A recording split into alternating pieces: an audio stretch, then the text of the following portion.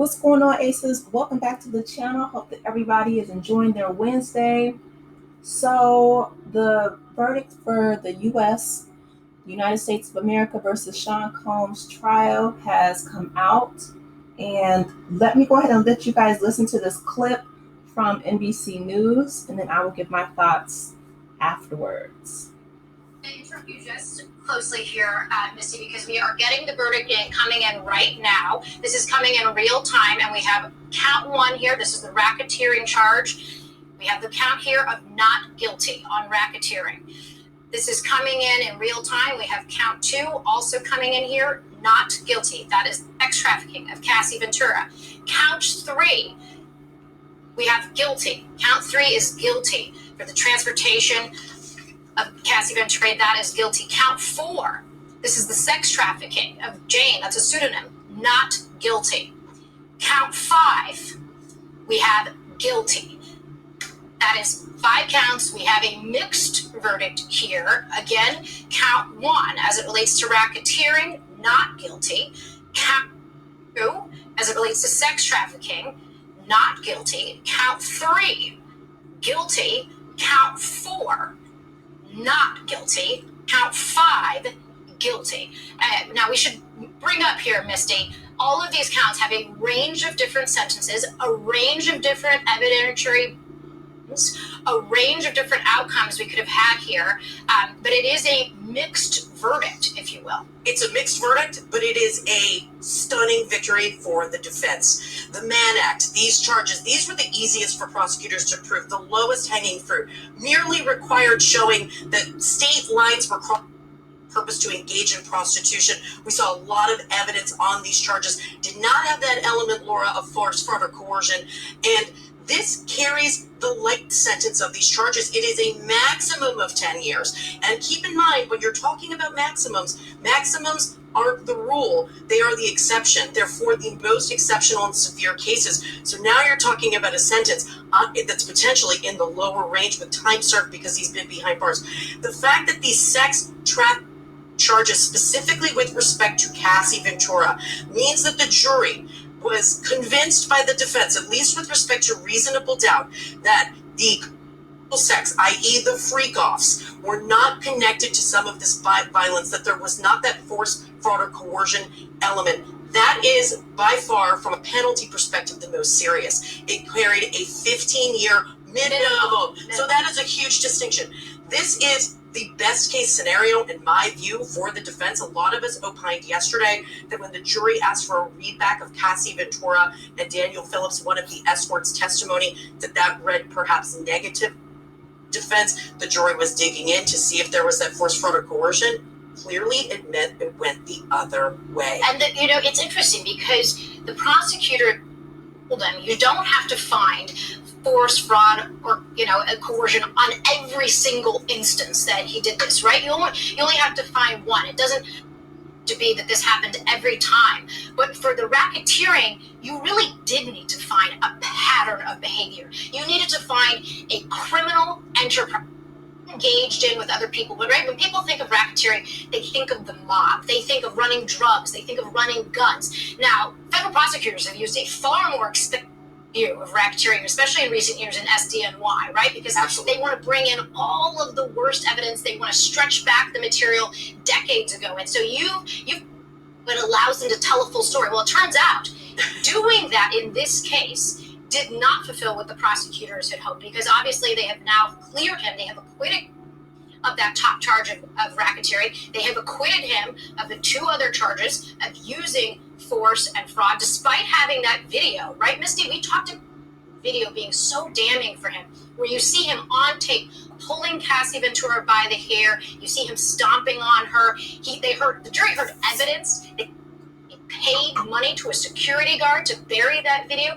paid him in a paper bag, and yet it wasn't enough. It was not enough. So when it comes to the sex trafficking, those questions that the jury asked for the readback with respect to the testimony aligned perfectly to what prosecutors in their closing argument said were three very obvious instances of sex trafficking, because they did not have to find that it was the hundreds of times that Cassie Ventura had testified that she engaged in these freak-offs. So prosecutors pointed to these three. That testimony aligned exactly to that, what the jury wanted to hear. So here's where the defense clearly that chain, because what needed to happen was that the jury believes that the commercial sex act, so those freak-offs, that Cassie Ventura engaged in them because of that violence, because of the force that Combs was exerting, because of extortion about releasing these videos. But what the defense argued was there were lots of other reasons. There was jealousy in the relationship. Yes, there was violence, but it related to these personal romantic relationships that he had with both Cassie and Jane. As opposed to being part of this mastermind of an enterprise. And you know what's interesting, Laura? So now we know, we opined about why the jury was not on the same page when it came to RICO. Was it because they couldn't agree on a predicate crime, or was it because they just couldn't get there with respect to the idea of this criminal enterprise, which has been very amorphous during the course of this case from prosecutors, hasn't really defined what it is or its purpose? And the answer is, it's that. It's either they didn't believe there was a conspiracy or the enterprise existed. And I say that because the Mann Act, these two charges are predicates for RICO. So if they believed that there had been a criminal enterprise, that would have been enough. This would have satisfied the predicate crimes. So that means they didn't satisfy that. Okay, so they didn't satisfy the jury, right, to get all 5 counts. And the testimony that a lot of people gave, including Cassie, and I was kind of in and out of the trial, in my opinion, times it was very hard to hear, to listen to, but a jury of his peers, found that he did not, or at least the prosecution, right, didn't meet their burden of proof, because the burden of proof is on the state. They didn't meet their burden of proof for the RICO charge. And that one I can actually understand, right? So count one, I can understand. One, because he's an individual, even if he was, we heard a whole lot of things that he did regarding the illegal substances. Brendan testified on the stand. His assistant Christina, but they weren't able to prove that Sean Combs in and of himself was, the same as like NBC just said, like the mob or the mafia or some kind of criminal organization, right? Essentially, even though he was in charge of Bad Boy Records, he was still only one man. So that I understand. My question is count 2, which is, S trafficking by force, fraud, or coercion. He was also found not guilty, but he was found guilty of count 3, transportation to engage in prostitution. So my question is, what would be the difference, right? What is the difference between trafficking somebody for the purpose of, sex and intimacy versus transporting someone to engage in prostitution? I feel like that's a very fine line. And I'm assuming that the jury probably came to that conclusion due to consent, right? So even though this CNN video that we saw that was leaked where he was dragging Cassie down the hall, beating her, just being completely abusive and vile to her, that wasn't enough for them to say that she was being, forced or coerced into these acts or these freak-offs with all these escorts. So, but since these acts did occur multiple times, and then they also had Jane, which was a pseudonym, and other people coming forward. He also had male victims, right? This wasn't just women, but it was. We don't even know the number, to be honest, right? Well, I don't think we'll ever find out the accurate number, but it was so many people who came forward to testify. They had their drinks, laced, right? That, in my opinion, they were put in these positions without their consent. Again, the prosecution, for whatever reason, did not meet that burden of proof to adequately sway the jury. But since these acts did occur, and again, it was like, again, state lines and possibly even internationally, because Diddy had a private jet, then count 3, he was found convicted. Count 4, ST by force, fraud or coercion, again, and that was maximum life in prison. That was not guilty. So count 2 and count 4, they were the exact same charges, and he was found not guilty for both of those. But count 5, transportation for purposes of prostitution, he was found guilty of. And let me just go over the sentencing guidelines for all the counts as well. So count 1, racketeering conspiracy, that holds a maximum sentence of life in prison, which again, he was not guilty. Number 2 and 4, those are both maximum life sentences in prison. He was found not guilty of both of those. And then 3 and 5 are the same. And both of those are maximum sentences of 10 years, okay, behind bars. Now, Diddy is, he's in his like 60s, I think, 50s or 60s. I think he's in his mid 50s. And 10 years behind bars, well, he was found, guilty on 2 of those counts. So let's just say, 20 years. And since it's federal, he'll have to do 80 to 85% of that time. In my opinion, that is almost a life sentence, right? Unless, again, he may, get a pardon from Trump, which people are already talking about. His people contacted in the White House. People were outside of the courthouse saying, or dousing themselves in baby oil. And I'm just like,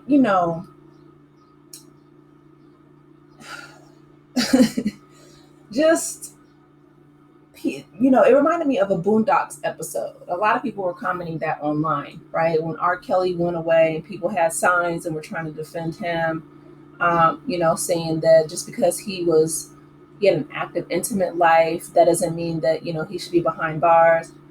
And the things that he did to those young girls, essentially holding them against their will, was just disgusting. Again, Diddy did not get, away scot-free. And I do feel like, eventually, even if not in this lifetime, eventually people reap what they sow. Like, you can't do wrong to so many people and think that you're going to get away scot-free. I'm sorry. I still believe in justice. The jury, they made their decision. It is what it is, and it's going to be upheld in the court of law. A lot of people are saying that, they understand why now that like Aubrey O'Day and, other people didn't come forward in court to testify. And I get it, right? Because, I mean, look at our commander in chief, right? All the felonies that he has behind him, 34, right? He's been impeached twice. He's the only president that we have that has a criminal record. He is, supposedly on the Epstein list. He's just, now they're building, was it Alligator Alcatraz, whatever, in Florida. I mean, just the cruelty is the point. And it's like when people get a certain level of money and power and status, money, power, respect, shout out to Lil' Kim, the laws are different for regular people than they are for, the multimillionaires and the billionaires. But again, I don't think that, Diddy's going to get away scot-free. Like I said, people reap what they sow. Okay, I'm a big believer of that. Whether if it's in this lifetime or the next, you're going to have to atone for the things that you do. So the jury made the decision. He's, convicted on count 3 and 5, and then the rest, 1, 2, and 4. He is not found not guilty. The prosecution, they didn't meet their burden of proof. A lot of people, I don't know, my timeline is split. It's like half people are saying, there was a slap on the wrist.